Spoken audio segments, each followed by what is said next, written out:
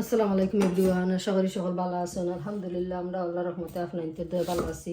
আজকে আমি আলু গুছ রান্নু, আপনারা আনতের লগে শেয়ার করলাম, আপনারা আমার লগে তাহকা। ফার্স্টটা পেঁয়াজ দিলাম আমি স্মল সাইজের, স্মল নাই মানে স্মলটা একটু বড় মিডিয়াম সাইজ। ফার্স্টটা পেঁয়াজ 1 কেজি মাংসর লগে, কারণ আলু দিমুতে আলু নাইলে গ্রেভি ঠিক হয়ে যাব, মানে গণ হয়ে যাব গ্রেভি, এর লাগে পেঁয়াজ একটু কমে রাখছি।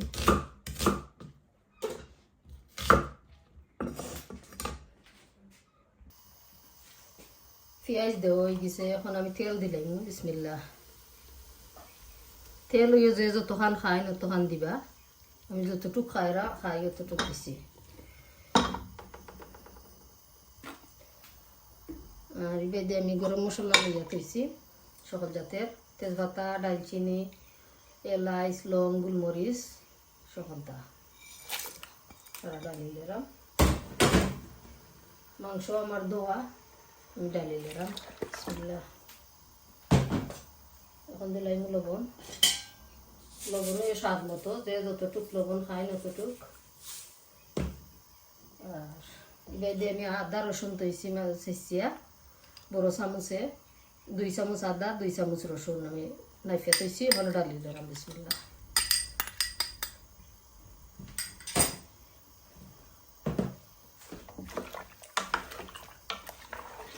এখন আমি গুড়িয়ে রাখি দিব, যত সময় পর্যন্ত মাংস সফট হয়েছে না অত সময় পর্যন্ত আমি জাল দিব তরকারিতে।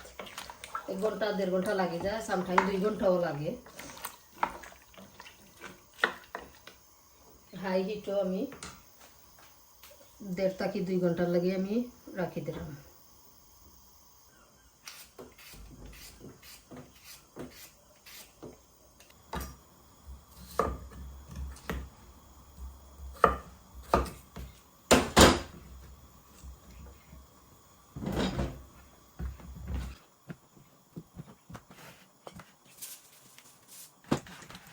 সামান্য লবণ দিয়ে আমি আলুরে ভিজিয়ে রাখলাম, পানি দিই মাখাইয়া। আলুর মাঝে পানি থাকলে সারা বাড়াই যায়, এক্সেস ওয়াটার আলু ভাঙে না।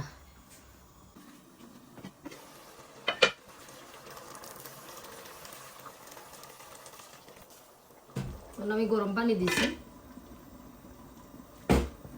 মাংস থেকে যা পানি বাড়াইছি লেগসিন শুকাই গেছে, বাদে আমি গরম পানি ডাললাম আর অর্ধ গোটা।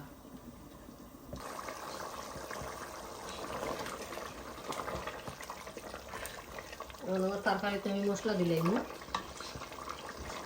হলদের পাউডার বড় চামচে 1 চামচ, মরিচের পাউডার বড় চামচে 2 চামচ, ধনিয়া পাউডার 2 চামচ বড় চামচে, জিরা পাউডার বড় চামচে 1 চামচ, কারি পাউডার বড় চামচে 3 চামচ।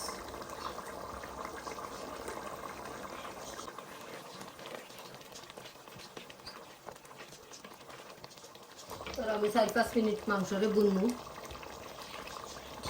4-5 মিনিট আমার মাংস বুনো হয়ে গেছে, এখন আমি আলু চারি দিলাম। 4 চামচে 1/2 চামচ আমি পাঁচফোড়ন দিলাম, আর 4 চামচে 1/2 চামচ আমি মেথি পাতা দিলাম।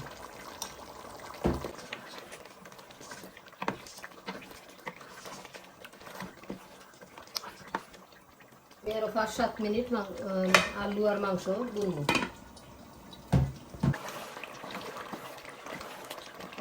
আমি শিরা দিলাম, গরম পানি দিলাম।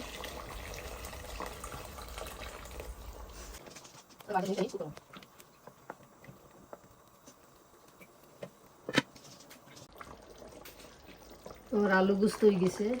খিলা নইলো আমার ভিডিও কমেন্ট করে জানাইবা। আর আমার ভিডিও ভালো লাগলে please like, share and subscribe করবা।